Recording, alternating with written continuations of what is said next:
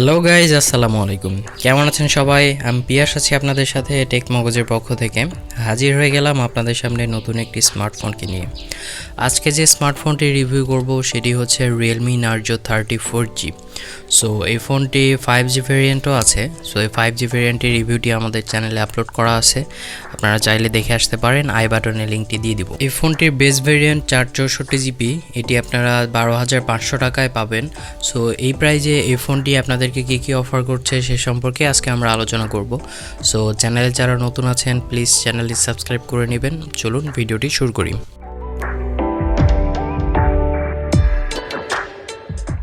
ফোনটি আনবক্সিং করার সাথে সাথে পাচ্ছি আমরা আরও একটি বক্সের ভেতরে থাকছে সিম ইজেক্টর পিন, কিছু ইউজার ম্যানুয়াল গাইড এবং একটি প্রোটেক্টিভ কেসটির কোয়ালিটি ছিল খুবই ভালো।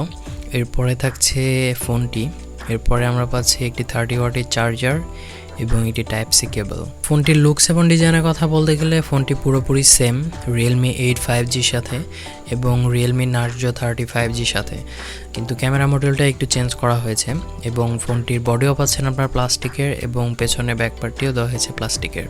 ফোনটি 192 গ্রাম ওজনের এবং ফোনটির থিকনেস হচ্ছে 9.4 মিলিমিটার। এই ফোনটি আপনারা দুইটি কালারে মার্কেটে অ্যাভেলেবেল পাবেন, সেটা হচ্ছে রেসিং ব্লু কালার এবং রেসিং সিলভার কালার। ফোনটির ইনহ্যান্ড ফিল ছিল খুবই ভালো। ফোনটি অতটা ভারী মনে হয়নি হাতে নিয়ে, কিন্তু কিছুটা মোটা ফিল হয়েছে বিকজ 9.4 মিলিমিটারের থিকনেস দেওয়া হয়েছে এই ফোনটিতে, এই জন্য কিছুটা মোটা লেগেছে। ফোনটির বাটন এবং পোর্টসের কথা বলতে গেলে ফোনটিতে নিচে পাচ্ছি আমরা একটি স্পিকার গ্রিল, একটি টাইপ সি পোর্ট, মাইক্রোফোন এবং 3.5 মিলিমিটারের হেডফোন জ্যাক। ফোনটির রাইট সাইডে পাচ্ছে একটি পাওয়ার বাটন এবং ফোনটির ওপরে কিছুই থাকছে না। ফোনটির লেফট সাইডে থাকছে একটি ভলিউম আপ অ্যান্ড ডাউন কি এবং একটি সিম ট্রে। এই সিম ট্রেটি ছিল হচ্ছে ডেডিকেটেড সিম ট্রে, যেটিতে আপনারা দুইটি সিম এবং একটি মেমোরি কার্ড ব্যবহার করতে পারবেন। এই ফোনটিতে আপনারা পাচ্ছেন side mountain fingerprint scanner. So এই ফিঙ্গারপ্রিন্ট স্ক্যানারটি ছিল যথেষ্ট ফাস্ট এবং অ্যাকুরেট। এবার আসি ডিসপ্লে সেকশনে। ফোনটিতে আপনারা পাচ্ছেন 6.5 ইঞ্চির full HD plus IPS LCD panel display.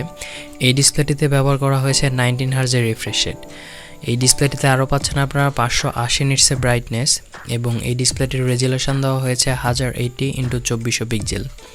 এই ডিসপ্লেটিতে স্ক্রিন টু বডি রেশিও পাচ্ছেন আপনারা 90.5%। ডিসপ্লেটিতে 580 নিটসের পিক ব্রাইটনেস ব্যবহার করার কারণে রোদের মধ্যে গেলেও দেখতে তেমন একটা সমস্যা হচ্ছিল না এই ডিসপ্লেটির ওপরে লেফট সাইডে একটি পাঞ্চল ক্যামেরা দেওয়া হয়েছে। এই পাঞ্চল ক্যামেরাটার সাইজটা আমার কাছে একটু বড় লেগেছে।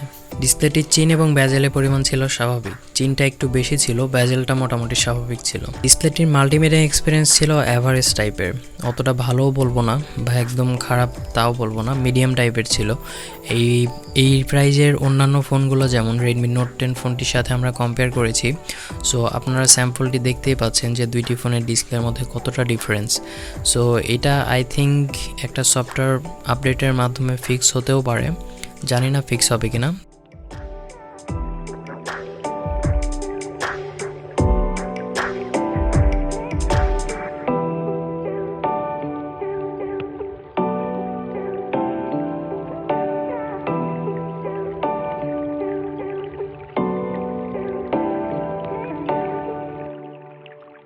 ফোনটিতে পাচ্ছেন আপনারা single speaker. So speaker quality ছিল অ্যাভারেজ টাইপের, অতটা ব্রিট প্রডিউস করছিল না স্পিকারটি, মোটামুটি বলা যায় চালিয়ে নেওয়ার মতো।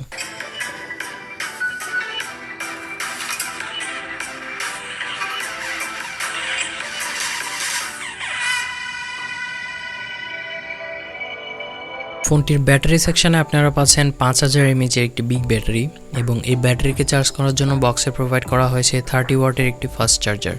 এই চার্জারটি দিয়ে এই ফোনটিকে 100% করতে 65 মিনিটের মতো সময় লাগবে। ফোনটির প্রসেসর সেকশনে আপনারা পাচ্ছেন মিডিয়াটেক হেলিও G95 প্রসেসর। এটি একটি 12 ন্যানোমিটারের 2.05 গিগাহার্টসের প্রসেসর এবং এই ফোনটির জিপিইউ সেকশনে আপনারা পাচ্ছেন মালি G76। এই প্রসেসরটির পারফরমেন্স ছিল অসাধারণ, মিড রেঞ্জের গেমিং প্রসেসর বলা যায় এই প্রসেসরটিকে। আমরা যতগুলো গেম ছিল প্রায় সবগুলোই ট্রাই করেছি, সবগুলোই খুব স্মুথলি চলছিল, কোনোরকম ল্যাগিং আমরা দেখতে পাইনি। হাই গ্রাফিক্স এবং হাই ফ্রেম রেটে আমরা খেলেছি সবগুলো গেমই খুব স্মুথলি চলছিল।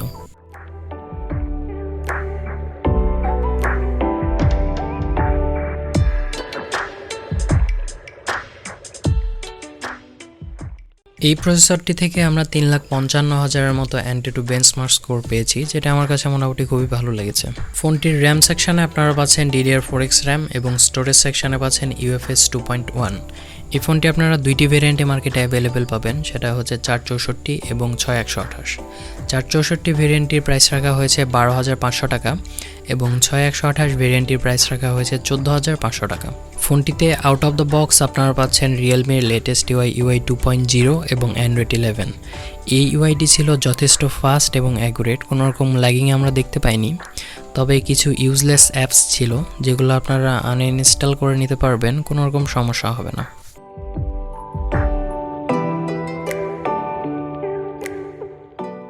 ফোনটিতে আরও পাচ্ছেন আপনারা ওয়াইল্ড L1 এবং ক্যামেরা টু API, যেটিতে আপনারা গুগল ক্যামেরা ব্যবহার করতে পারবেন এবং HD স্ট্রিমিং করতে পারবেন।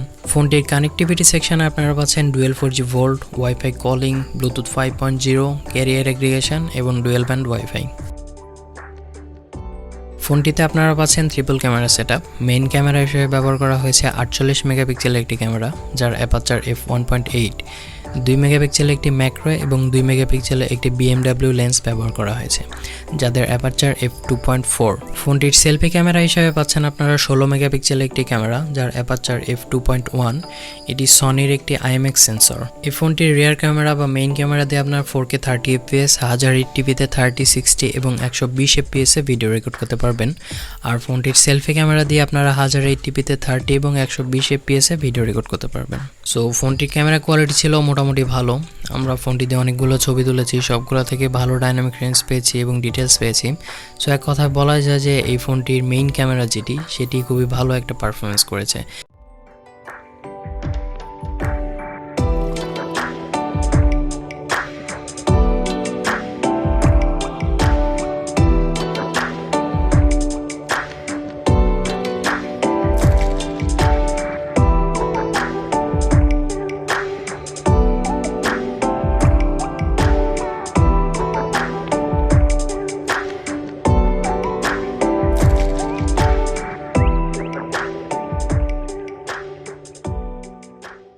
সো শেষ কথায় বলতে গেলে আমার মনে হয় 12,500 টাকা বেস ভেরিয়েন্ট সেটি আপনাদের জন্য একটি ভালো ডিল হতে পারে, বিকজ এতে আপনারা একটা ভালো প্রসেসর পাচ্ছেন, মিড রেঞ্জের গেমিং প্রসেসর বলা যায়। এই প্রসেসরটি দিয়ে আপনারা সবগুলো গেমই খেলতে পারবেন, প্লাস একটা ভালো 48 মেগাপিক্সেলের ক্যামেরা পাচ্ছেন, যেটিতে আপনারা ভালো পারফরমেন্স পাবেন, 4K 30 fps পর্যন্ত ভিডিও রেকর্ড করতে পারবেন। এবং ফোনটির ডিসপ্লেটি অতটা ভালো লাগে নাই আমার কাছে, তবুও আপডেটের পরে এটি ফিক্স হয়ে যেতে পারে, ভালো হতে পারে। সো এই ছিল রিভিউ। ভিডিওটি কেমন লাগলো জানাবেন আমাদেরকে। যদি ভিডিওটি ভালো লেগে থাকে তাহলে আমাদের চ্যানেলটিতে প্লিজ সাবস্ক্রাইব করে নেবেন এবং আমাদের ভিডিওতে লাইক করবেন, কমেন্ট করবেন এবং শেয়ার করবেন। ধন্যবাদ সবাইকে।